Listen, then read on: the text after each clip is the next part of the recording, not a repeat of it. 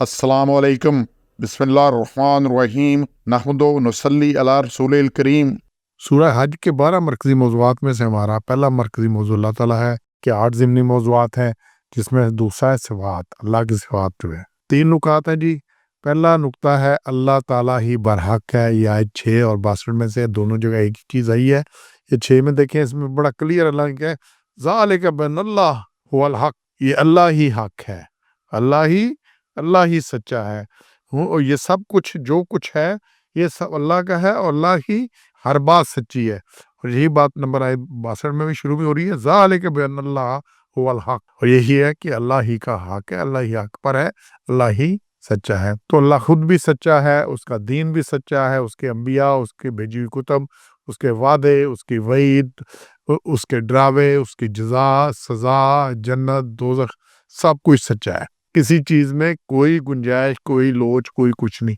انسان کو وقت کے ساتھ ساتھ پتہ لگا ہے اس کو پہیے گول کرنے میں کتنا عرصہ لگ گیا، کئی ہزار سال لگ گئے صرف پہیے کو گول کرنے میں۔ پہلے دن تو پہیہ گول نہیں تھا، تو انسان چلتا ہے ایوولوشن پہ، نے بنائی چیز، پھر اب گاڑی جو بنی ہے، جہاز بنا کے پہلے دن بن گیا تھا، کسی نے پہیہ بنا، پہیہ صدیوں میں گول ہوا، پھر وہ 2 پہیے مل کے سائیکل بن گئی، پھر ضرورت محسوس ہوئی کہ جی سائیکل کے ساتھ کوئی موٹر ہونی چاہیے، تو موٹر سائیکل بن گئی جی، پھر بارش آ گئی اور دھوپ لگ گئی تو پھر چھت ہونی چاہیے، گاڑی بن گئی، تو یہ سے پھر اڑنا چاہیے، جہاز بن گیا۔ تو انسان نے پہلے دن سے نہیں، تو اللہ کی پہلے دن سے ہر چیز مکمل ہے، کمپلیٹ ہے، اور دین اللہ نے بھیجا ہے تو ساتھ ہی بتا دیا ہے۔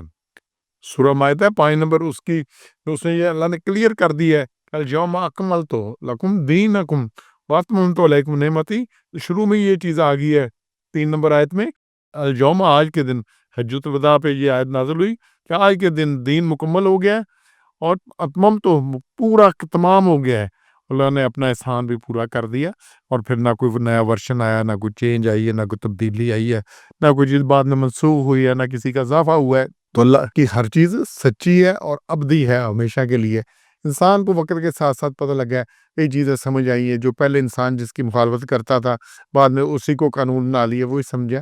تو قانون قدرت ناقابل تبدیل ہے، اللہ کی ہر بات حق ہے، اور جیسے زندگی حق ہے، ہم کہیں آؤٹ آف نتھنگ پیدا ہوئے ہیں، ہمارا کوئی 100 سال پہلے آپ میں سے میرا کسی کا وجود نہیں تھا، 100 سال بعد کسی کا نہیں ہونا، کس نے ہونا ہے ہمیں نہیں پتا۔ تو اللہ کے ہر وعدہ سچا ہے، تو ان پہ یقین کرنا ہے۔ دوسری بات ہے جی، اللہ تعالیٰ اپنے بندوں پر ظلم نہیں کرتا۔ یہ 10 نمبر میں ہے کہ لیس بظلام للعبید، اپنے بندوں پر ظلم نہیں کرتا۔ یہ بات پیچھے سے آ رہی ہے 9 نمبر آیت میں، اللہ نے کہا کہ پھر ہم ان کو مزہ چکھائیں گے آگ کا، جلتی آگ کا۔ تو چونکہ اللہ نے کہا کہ آگ کا مزہ چکھائیں گے، اور آگ کا عذاب بڑا سخت عذاب ہے جو اللہ نے دینا ہے، اور اللہ نے لیکن کہا ہے اب اللہ بندوں پر ظلم نہیں کرتا۔ یہ بندے خود پر ظلم کرتے ہیں، بندوں نے اپنے عقائد و اعمال کی وجہ سے، خرابیوں کی وجہ سے یہ ظلم اپنے گلے ڈالا ہے۔ پہلی خرابی کیا، گڑا لو جی، کسی علم، کسی سند، کسی دلیل کے بغیر جھگڑا کرتے ہیں، خود ہی چیزیں تراشتے ہیں، خود ہی سارا کچھ کرتے ہیں، اور پھر اسی پہ کھڑتے ہیں۔ اس کے بعد تکبر اس کو لے بیٹھا ہے، تکبر ہے، ضدی ہے، اپنی بات پر اڑیل ہوتا ہے، کوئی حق سننے سمجھنے کو تیار ہی نہیں ہوتا۔ ہر بات ابو جہل کے سامنے مکہ میں کلیئر تھی، باقیوں کے سامنے کلیئر تھی، لیکن کسی نے بات مانی نہیں، کیا بات پہ اڑیل ہوتے ہیں۔ اور اسی میں ایک نحوت ہوتی ہے کہ جی ہمارے بڑے، ہم یہ ہم وہ، اور پھر ساتھ یہ نہیں کہ خود گمراہ رہتا ہے، دوسروں کو بھی گمراہ کرتا ہے، اپنے غلط عقائد اعمال کی ترویج ارشاد کرتا ہے، پھیلاتا ہے، کوشش کرتا ہے، محنت کرتا ہے، یہ ساری کچھ خرابی۔ تو جب یہ کرے گا، جتنا کوئی سچ میں، خوبی میں حصہ ڈالے گا، اتنا اس کو اس کا اجر ملنا ہے، جو خرابی میں ڈالے گا اس کا کیا نہیں ملنا اس کو، یہ بھی ہے۔ تو اللہ کسی پر ظلم نہیں کرتا، بلکہ لوگ خود پر ظلم کرتے ہیں۔ اللہ نے تو اتنی رحمت ہے اللہ کی کہ اللہ نے یہ سورہ انعام ہے 6 نمبر آیت 12 میں کہا ہے کہ کتب نفسہ الرحمہ، اللہ نے اپنے اوپر رحمت کو لازم کر لیا، لکھ لیا رحمت اپنے اوپر۔ اور پھر یہی بات اسی سورہ انعام 54 نمبر آیت میں پھر دوبارہ آ رہی ہے کہ اللہ نے اپنے اوپر رحمت کو فرض کر لیا ہے، لکھ لیا اپنے لیے رحمت۔ تو اللہ کی رحمت کی وجہ سے چل رہے ہیں، لیکن جتنی دنیا میں خرابیاں ہیں، جو تباہی، بربادی، ظلم، زیادتی ہو رہی ہے، تو اس کا تو نہیں ہے کہ یہ زمین یہیں پہ بات ختم ہو جائے۔ تو اللہ نے رحمت پہ لکھی ہوئی ہے، ظلم نہیں کرتا۔ اور پھر 17 اور 76 میں اللہ ہر چیز پر مطلع ہے، اس کے علم میں ہے۔ 17 میں ہر چیز پر مطلع ہے، کل شین شہید، ہر چیز پہ شاہد، ہر چیز کو دیکھ رہا ہے۔